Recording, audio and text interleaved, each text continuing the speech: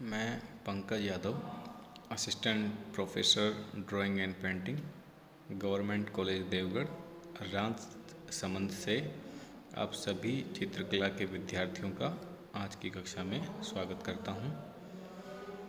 आप सबको विदित है कि अभी हमारा जो टॉपिक चल रहा है वह अजंता गुफाओं की चित्रकला है और हमने इसके 7 भाग पढ़ लिए हैं।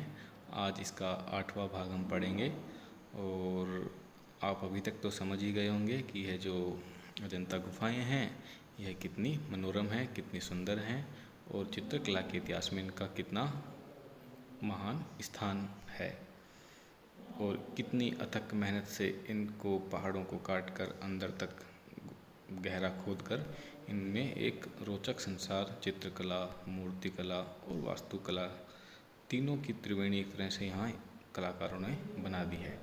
हम इस टॉपिक में अभी पढ़ रहे थे गुफाओं के बारे में, गुफाओं में बने हुए चित्रों के बारे में। गुफा संख्या 9, गुफा संख्या 10 के बारे में हम पढ़ चुके थे और हम गुफा संख्या 16 के चित्रों के बारे में पढ़ रहे थे। गुफा संख्या 16 के चित्रों में हम बहुत से चित्रों के बारे में पढ़ेंगे क्योंकि मैंने बताया आपको कि यह सभी यहाँ 14 चित्र लगभग अच्छी स्थिति में मिलते हैं, तो हम ज़्यादा से ज़्यादा चित्रों के बारे में जानकारी लेना चाहेंगे। तो जो प्रथम चित्र है वह है मरणासन राजकुमारी का चित्र और यह जो चित्र है यह भगवान बुद्ध के जीवन की घटना का चित्र है। मतलब उनकी जातक कथा नहीं है, पूर्व जन्म की कहानी नहीं है, जीवन की ही घटना है। जीवन की घटना क्या है? मरणासन राजकुमारी, नाम से लग रहा है कि मरण आसन मतलब लगभग मृत्यु के को प्राप्त होने वाली राजकुमारी। अब तो कहानी बड़ी रोचक है कि ऐसी क्या बात हो गई कि राजकुमारी लगभग मरणासन स्थिति में पहुंच जाती है। तो इस चित्र को हम इस गुफा का सबसे उत्कृष्ट चित्र कह सकते हैं। क्यों कह सकते हैं वह मैं आपको बाद में बता दूंगा। तो आप पहले एक बार चित्र को निहार लीजिए। यह चित्र काफ़ी क्षतिग्रस्त है, मतलब इसका मुझे बाकी आसपास का और हिस्सा प्राप्त नहीं हो पाया। काफ़ी बड़ा चित्र है। इसमें आपको दिख रहा होगा एक कमरा है, उस कमरे में आपको एक नारी अर्ध लेटी हुई अवस्था में श्याम वर्ण की, मतलब थोड़े भूरे रंग से बनी हुई एक नारी एक सिंहासन सी जगह पे लेटी हुई, कुर्सी पे लेटी हुई दिख रही है। उसका सिर लटका हुआ है, कंधे झुके हुए हैं, कमर मोड़ी हुई है और पीछे एक स्त्री खड़ी है। इसमें मैं यहाँ इस वाले चित्र की बात कर रहा हूँ कि एक स्त्री खड़ी होकर उसको सहारा प्रदान कर रही है। आगे की जो एक स्त्री है वह उसके पास में बैठी है और उसके पास में एक अन्य स्त्री उसको झाड़ मतलब हवा करते हुए खड़ी है। तो जो बैठी हुई स्थित स्त्री है वह उसकी नाड़ी का परीक्षण कर रही है, हाथ में लेकर जो नस के ध्वनि हम सुनते हैं वह उसकी नाड़ी का परीक्षण कर रही है कि इसकी स्थिति कैसी है।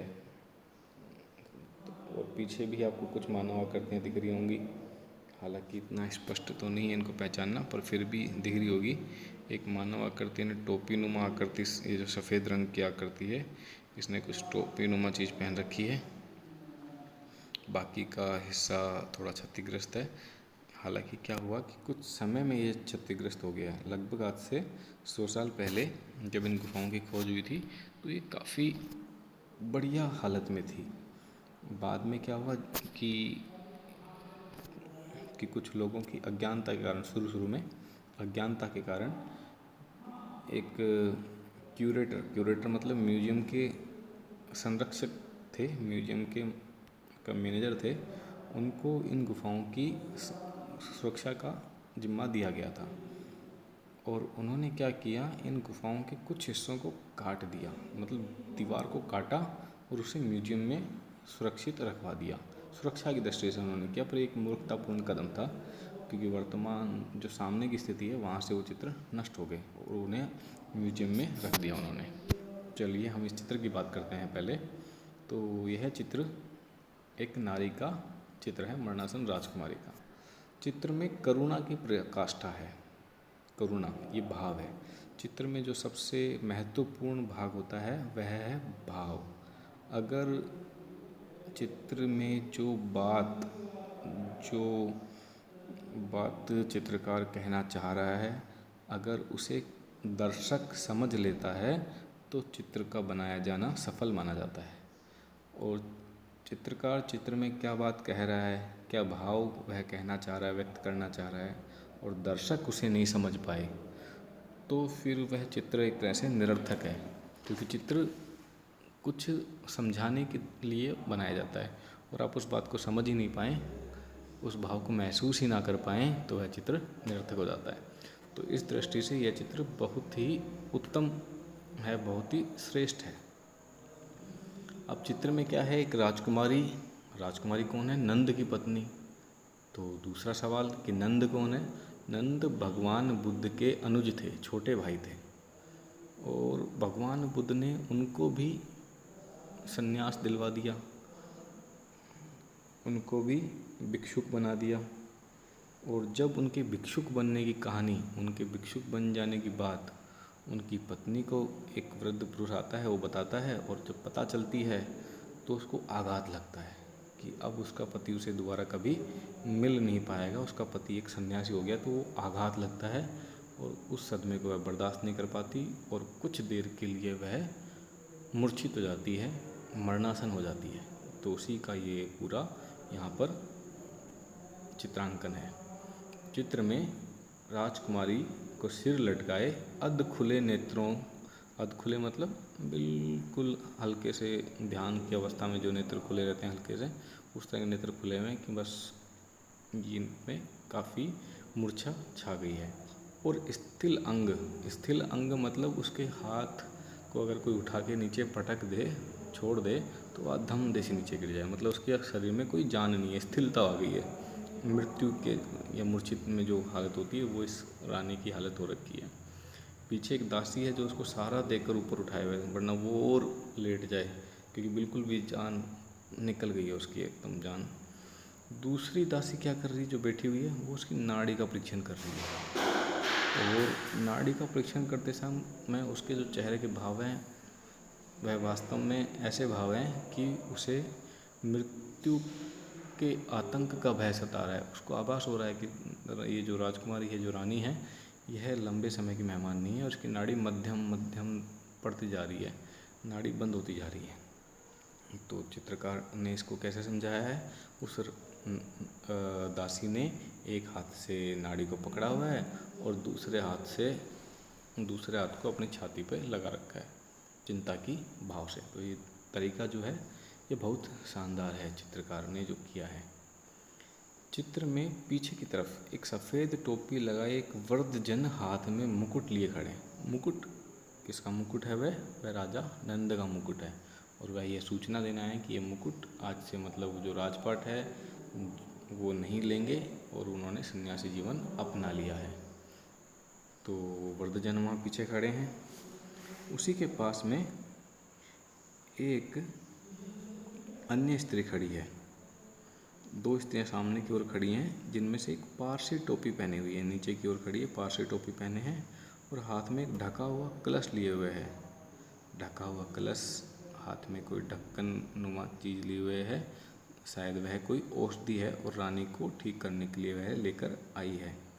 जो साथ में दूसरी स्त्री है उसके बाल थोड़े घुंघराले हैं और निग्रो जाति जो होती है, जो श्याम वर्ण की जाति होती है, अफ्रीका में पाई जाती है घुंघराले बालों वाली, वैसे उसके कुछ बाल हैं। और उसके हाथों की दृष्टि, उसके हाथों की अवस्था कुछ ऐसे कि वो कुछ व्यक्त करना चाह रही, कुछ कहना चाह रही, हाथों को उसने ऐसा फैला रखा है।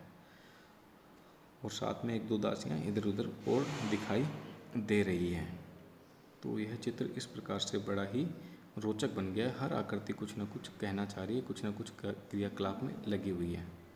जब इस चित्र को जे स्कूल ऑफ आर्ट के principal, J school of art बहुत ही पुराना कॉलेज है चित्रकला का, लगभग 1861 में यह कॉलेज बना था। और उस कॉलेज में उस समय जो प्रिंसिपल थे उसका नाम था ग्रिफ्थ्स। और अजंता गुफाओं के चित्रों की कॉपी बनवाने के लिए उनकी अनुकृतियाँ बनवाने के लिए ब्रिटिश सरकार ने उनको भेजा था और ग्रिफ्स महोदय ने क्या किया था, अपने शिष्यों के साथ आकर वहाँ वो चित्र बनाए थे। तो उसी दौरान जब उन्होंने इस चित्र को देखा तो उन्होंने जो भाव व्यक्त किए, उन भावों को अगर हम समझे तो हमें पता चल जाता है कि इस चित्र का या अजंता के चित्रों में कौन सी चीज़ सर्वाधिक महत्वपूर्ण है। चलिए हम उनका वो कथन पढ़ते हैं। पहले उनका वो कथन है, देखिए क्या कथन है कि इस चित्र के विषय में ग्रिफ्ट्स थोड़ा मुश्किल नाम है बोलना, ग्रिफ्ट्स महोदय का कथन है कि फ्लोरेंस का चित्रकार इससे अच्छा रेखांकन कर सकता था। अर्थात इटली का जो शहर है फ्लोरेंस, वो बहुत ही प्रसिद्ध शहर है। वहाँ चित्रकला, मूर्तिकला और वास्तुकला के एक से बढ़कर एक कलाकार हुए हैं। और अगर फ्लोरेंस शहर के चित्रकार भी आ जाएं यहाँ, तो इस चित्र में जो रेखांकन किया गया है, जो ड्राइंग की गई है, वो ड्राइंग अजंता के चित्रकार ने कम अच्छी करी है और फ्लोरेंस का चित्रकार इससे ज़्यादा अच्छी ड्राइंग कर सकता था। मतलब और सुंदर ड्राइंग बना सकता था और आकृतियाँ अच्छी बना सकता था, सुंदर बना सकता था। और वो कह रहे हैं साथ में कि फ्लोरेंस का चित्रकार इससे अच्छा रेखांकन कर सकता था और वेनिस का कलाकार, वेनिस भी इटली का एक शहर है, वेनिस का कलाकार इससे अच्छे रंग भर सकता था। मतलब यहाँ के जो काले भूरे पीले रंग भरे हैं या बिना शेडिंग, बिना छाया प्रकाश के जो रंग इन्होंने भरे हैं, उनसे अच्छे रंग वेनिस का कलाकार भर सकता था। ये तारीफ़ कर रहे हैं किसकी? फ्लोरेंस के चित्रकार की, वेनिस के चित्रकार की। पर जो अगली पंक्ति है वह हमें अजंता के चित्रों की महानता बता देती है। किंतु दोनों में से कोई इससे अधिक सुंदर भाव का प्रदर्शन नहीं कर सकता था। कि फ्लोरेंस का चित्रकार आ जाए या वेनिस का कलाकार आ जाए और वो इसकी नकल बनाएं तो भी, या एक अन्य नया चित्र बनाते वो कोई दूसरा, तो वो दोनों महान शहरों के कलाकार भी इतने अच्छे भाव अपने चित्रों में नहीं डाल सकते जितने अच्छे भाव अजंता के चित्रकार ने इस मरणासन राजकुमारी के चित्र में डाल दिए हैं। मतलब आप चित्र को देखकर महसूस कर सकते हैं कि उस राजकुमारी की क्या दशा है। उस चित्र को आप देखकर उसकी पीड़ा को महसूस कर सकते हैं। उनके आसपास जो लोग खड़े हैं उनकी जो चिंता है कि वो नाड़ी हाथ में लेकर कैसे चिंतित हो रही है, कैसे मृत्यु की छाया, मृत्यु का भय सभी के चेहरों पे दिख रहा है। ये जो भाव हैं, जो भय का भाव है, जो करुणा का भाव है, जो दया का भाव है, ये सारे के सारे भाव इस चित्र में बहुत अच्छे से व्यक्त हुए हैं। और अब भी आप ये समझ गए होंगे कि अजंता के चित्रों की एक सबसे खास विशेषताओं में से एक खास विशेषता कौन सी है कि यहाँ के सभी चित्र क्या हैं, भावप्रवण हैं। मतलब उन चित्रों से भाव की पहचान हो जाती है। तो यह अजंता के चित्रों की महान बात है कि अजंता के चित्रों में भाव सबसे महत्वपूर्ण विशेषताएं हैं। तो इससे आपको पता लग गया कि यह चित्र किसका है, इस चित्र की खास बात क्या है। इस गुफा में और भी, इस गुफा संख्या 16 में और भी चित्र बने हैं। अगला जो चित्र है वो इसी चित्र से जुड़ा हुआ है, इसी चित्र की कथानक से जुड़ा हुआ है और उस चित्र का नाम है नंद कुमार का वैराग्य या भिक्षु होना। कि नंद जो है, राजकुमार जो है, जो भगवान बुद्ध के जो भाई हैं, उनको कैसे वैराग्य हो जाता है, कैसे जीवन से मोह त्याग जाता है और कैसे वह भिक्षु हो जाते हैं, उसकी कहानी उस चित्र में बताई गई है, जो मैं आपको अगली कक्षा में विस्तार से बताऊंगा। तब तक आप इसको अध्ययन कीजिए और आपको कुछ बात समझ में नहीं आती, आपके कोई प्रश्न है तो उसे हमारे साथ व्हाट्सएप के द्वारा या इस वीडियो में कमेंट में नीचे जाके लिख दीजिए, वो मुझ तक पहुंच जाएंगे और अगले वीडियो में मैं आपको उनके आंसर दे पाऊंगा। धन्यवाद।